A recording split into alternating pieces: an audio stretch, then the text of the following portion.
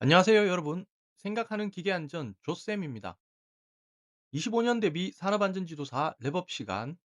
이번 시간은 저번 시간에 이어서 인적 자원 관리 개념 및 관리 방안 챕터, 직무 분석에 대해서 한번 요약해 봅시다. 마찬가지로 직무 분석에 관한 기출들을 한번 모아봤습니다. 문제 스타일을 보면 직무 분석에 대한 설명으로 옳은 것, 옳지 않은 것, 이렇게 단순하게 묻는 문제가 나왔습니다. 하지만 그 내용은 참 무궁무진하죠. 물론 읽어보면 상식선에서 판별할 수 있는 당연한 것들도 많긴 합니다.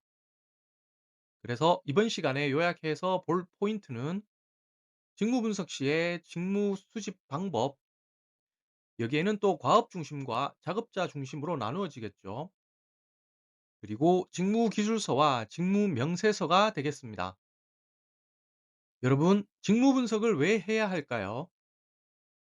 만능 노트 20페이지를 보시면 정의를 설명해 놨는데요.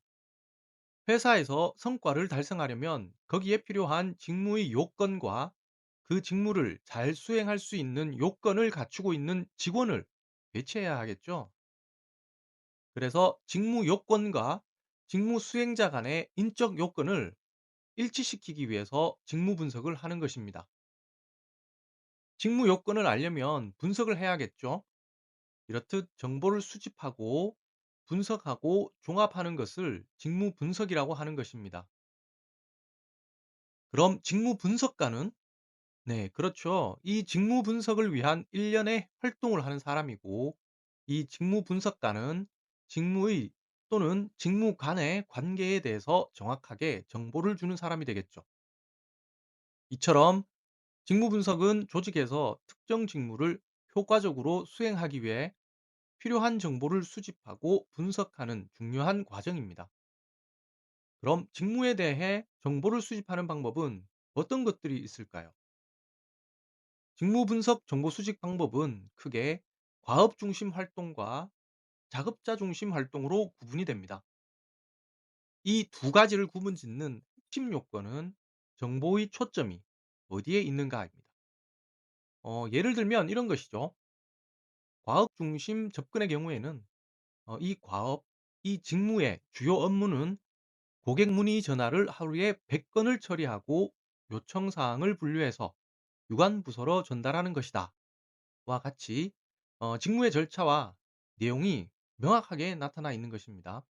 반면 작업자 중심 활동은 이 직무를 수행하려면 원활한 커뮤니케이션 능력이 필요하고 문제 해결을 위한 논리적 사고력이 필수적이다. 이런 것과 같이 개인의 역량과 특성을 강조합니다. 자, 이제 이 두 가지 활동의 차이점을 잘 아시겠죠? 이 차이점을 머릿속에 두고 접근해 보시면 됩니다. 직무 분석 정보 수집 방법에는 앞서 말씀드린 것과 같이 작업 중심, 즉 과업 중심의 활동과 작업자 중심의 활동으로 나눠서 생각해 볼 수 있는데요. 작업 중심은 직무 수행을 위한 다양한 과업에 초점을 둡니다. 과업 자체를 분석하는 것이죠. 먼저 관찰법을 보시면 다른 부분들은 이해하시는데 크게 어려움이 없으실 거라고 생각됩니다만, 여기에 동일한 직무를 수행하는 재직자 간의 차이를 보여주는 단점이 있다라는 말을 한번 살펴보도록 할게요. 자, 이게 왜 단점일까요? 지금 우리가 공부하고 있는 내용이 뭔가요? 직무 분석을 위한 정보 수집 방법이죠.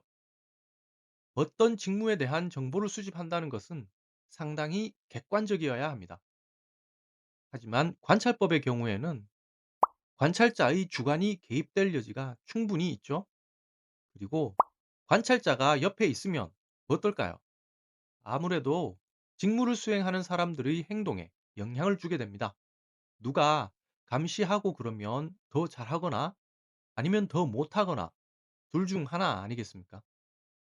그러다 보니까 동일한 직무를 수행하는 재직자라도 이런 환경적 요인에 의해서 결과가 다르게 나올 수 있고, 이러한 정보는 일관된 직무 정의를 내리는데 어려움이 있을 수 있겠죠. 그래서 단점이 되는 거예요. 직무 분석을 위한 정보 수집 방법, 작업 중심 활동 중에 기능적 직무 분석 기법 FJA라는 것이 있습니다. 직무 수행 과정에서 작업자가 사용하는 데이터, 사람, 사물, 이 세 가지 요소를 중심으로 직무를 분석하는 방법이에요. 데이터, 사람, 사물이 직무와 연관되어 있다는 것이죠. 그럼 어떻게 연관되어 있다는 것일까요? 지금 보시는 바와 같이 물건은 직무에 사용되는 도구나 장비를, 즉 망치나 소프트웨어가 될 수 있겠죠. 그리고 자료는 정보나 수치를 말하는 것이니 보고서나 데이터 등이 되겠고요. 마지막으로 사람은 타인과의 상호작용을 의미합니다. 협업이나 협력, 고객 지원 등이 되죠. 이렇듯 특정 직무가 이 세 가지 구성 요소와 얼마나 밀접한 관계가 있는지를 잘 분석해 두면 이후에 직무 기술서나 직무 명세서를 작성하기에 용이하겠죠. 직무의 내용, 그리고 그 직무에 적합한 직원의 특성 등이 잘 분석되어 있을 테니까요. 이번에는 작업자 중심 활동 중에 직위 분석 질문지 정리 들어가겠습니다. 직위 분석 질문지 하면 마치 직위 자체를 분석하는 도구처럼 들리죠? 그 전에 직위가 뭔가요? 직급도 있고 직책도 들어보셨죠? 이거 항상 헷갈리지 않으십니까? 제가 설명을 해볼게요. 직급은 조직 내 계층을 나타내는 거죠. 사원, 대리, 과장, 차장, 부장 이런 것들을 직급이라고 합니다. 직책은 역할이나 책임을 나타내는 명칭이죠. 팀장, 실장, 본부장, CEO 등이 되겠습니다. 그럼 직위는 뭘까요? 조직 내에서 개인이 맡고 있는 고유한 업무 자리를 말하는 거죠. 예를 들면 인사팀 소속 교육 담당 이런 것과 같죠. 직위 분석 질문지는 이러한 직위에서 수행하는 작업을 분석하는 질문지인 거예요. 자, 어떻게? 실제로 일을 하는 작업자 관점에서 분석하는 거죠. 여기 직무 특성을 광범위하게 분석한다고 하였습니다. 광범위하다는 것이 무엇을 말하는 것일까요? 네, 여기에 있죠. 투입물, 산출물 등등 여러 가지 요소를 폭넓게 고려한다는 거죠. 자, 뭐 할 때? 네, 직무 분석을 위해서 질문을 만들 때입니다. 또 이러한 항목들에 대해서 중요도나 시간, 난이도를 부여하여 질문지를 완성하는 것이죠. 자, 그러면 이런 표가 하나 나올 수 있겠네요. 하나만 같이 봐볼까요? 직무 상황 한번 보겠습니다. 질문 예시에는 이 직위에서 직무 수행 시 교대 근무 또는 야간 근무가 필요한가요? 입니다. 근무 형태의 중요도는 3 정도로 중간이지만 한 달에 50%는 야간 근무 배정이 될 수 있다는 뜻으로 해석이 가능합니다. 자, 이번에는 직무 기술서와 직무 명세서의 차이에 대해서 살펴볼게요. 우리가 지금까지 직무 분석을 위해서 정보를 수집할 때 작업 관점이니 작업자 관점이니 하면서 복잡하게 접근해 왔잖아요. 그런데 한번 곰곰이 생각해 볼까요? 왜 이렇게 정보를 수집했을까요? 또 이걸 가지고 대체 뭘 하려고 했을까요? 네. 직무 분석을 하기 위해서죠.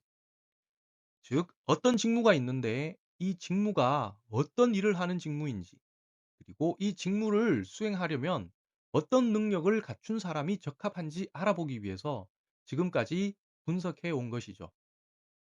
이제 각각 한번 살펴볼게요. 직무기술서는 말 그대로 직무의 내용을 기술한 문서입니다.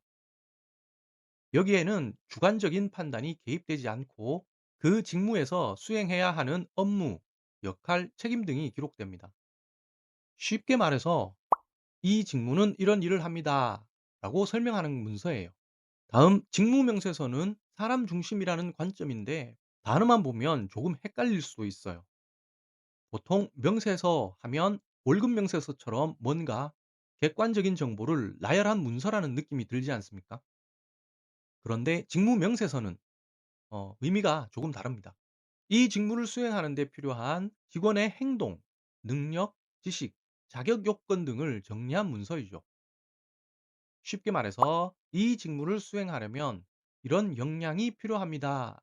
라고 알려주는 거예요. 나중에 기억이 가물가물거린다면 명단어를 생각하세요. 직무 명세서는 job specification이죠. 네. 사람의 스펙을 나열한 것이라고요. 즉, 이 직무를 수행하려면 이런 스펙이 필요합니다. 이렇게 정리하면 이해하기 쉽겠죠? 이번 시간은 직무 분석에 대해서 짧게 같이 공부해 봤습니다. 잘 따라오고 계시죠? 자, 그럼 다음 시간에 또 다른 주제로 함께 또 해봅시다.